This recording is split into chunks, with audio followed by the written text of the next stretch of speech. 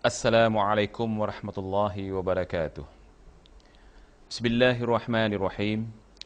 Innal hamdalillah nahmaduhu wa nasta'inuhu wa nastaghfiruh wa na'udzu billahi min sururi anfusina wa sayyiati a'malina.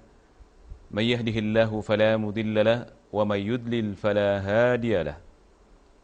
Wa ashhadu an la ilaha illallah wahdahu la syarika lahu wa ashhadu anna Muhammadan abduhu wa rasuluh. Hadirin hadirat, muslimin muslimat, tuan-tuan, puan-puan yang diberkati Allah Subhanahu wa taala. Kuliah kita pada hari ini akan memperkatakan sifat solat Nabi Muhammad sallallahu alaihi wasallam. Sebelum saya memulakan kuliah, saya ingin menekankan kepada tuan-tuan dan puan-puan bahawa solat ini adalah satu kewajipan yang dituntut di dalam syarak. Ini kerana telah diperintahkan oleh Allah Subhanahu wa taala dalam Al-Quran sebagaimana firman-Nya, wa aqimus shalah wa atuz zakah warka'u ma'ar raki'in.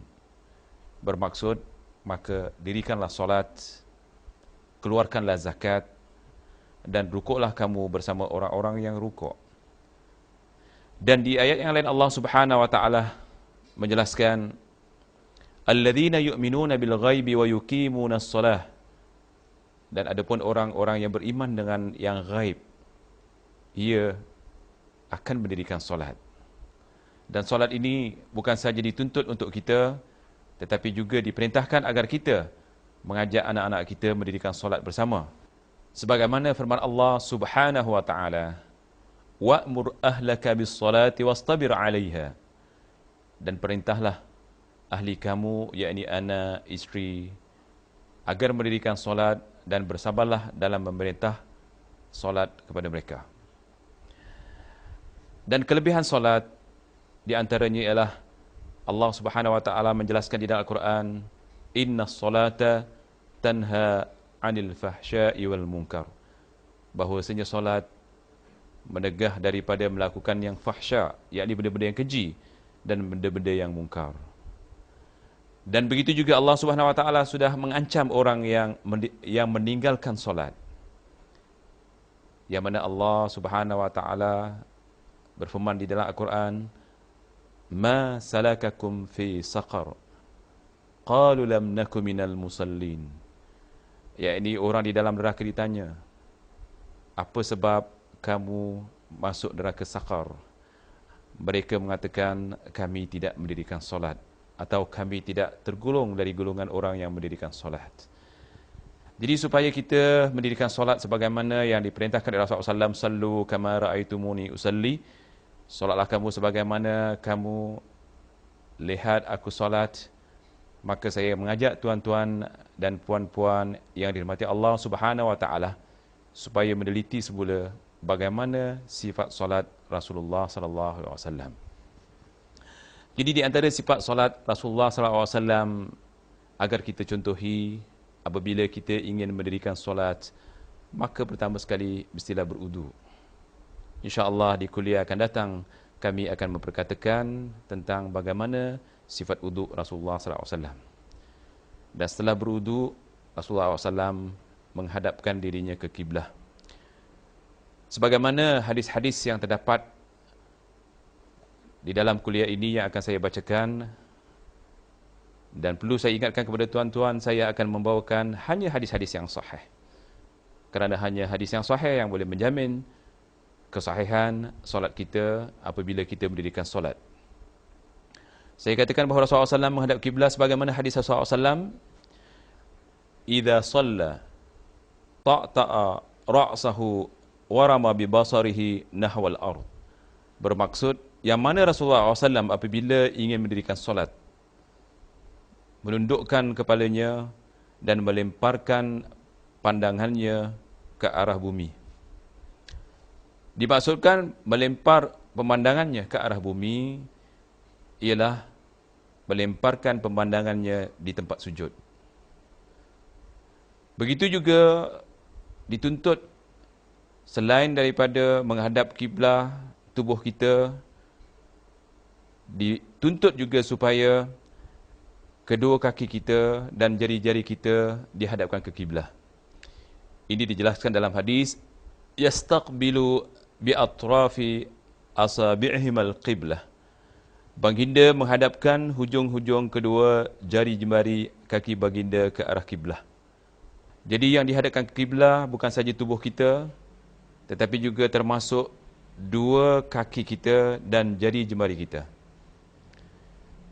Mata kita bukan dihadapkan ke kiblah, tetapi mata kita dilemparkan ke tempat sujud. Inilah cara-cara yang telah diajarkan oleh Rasulullah SAW kepada kita sekalian. Jadi janganlah apabila kita solat, kaki kita sebelah kanan dihadapkan ke kanan, sebelah kiri dihadapkan ke kiri. Pastikan ia benar-benar dihadapkan ke kiblah. Begitu juga pandangan kita, janganlah kita lemparkan ke atas, ke kiri, ke kanan, ataupun tidak mengikut sebagaimana contoh Rasulullah SAW melihat di tempat sujud. Kemudian setelah kita memenuhi syarat ini, kita bertakbir.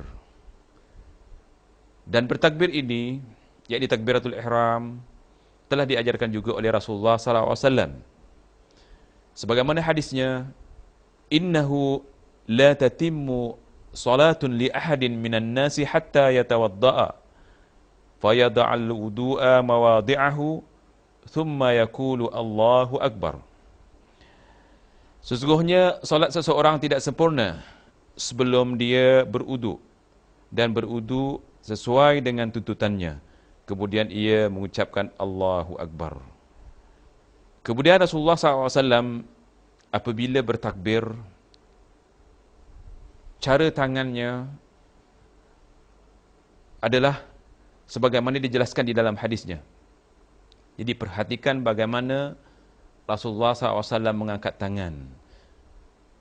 Kalau kita cuai di dalam cara-cara mengangkat tangan, ditakuti solat kita tidak menepati tuntutan Rasulullah SAW yang mana baginda menjelaskan, Sallu kama ra'aitumuni usalli. Solatlah kamu sebagaimana kamu lihat aku solat. Anna Nabiya sallallahu alaihi wasallam kana yarfa'u yadayhi hazwa mankibayhi idza iftataha as-salah wa idza kabbara ar-ruku' wa idza rafa'a ra'sahu min ar-ruku'. Bermaksud, sesungguhnya Nabi SAW mengangkat kedua tangannya, standing bahunya ketika memulakan solat, setiap kali bertakbir untuk rukuk dan setiap kali bangkit dari rukuk.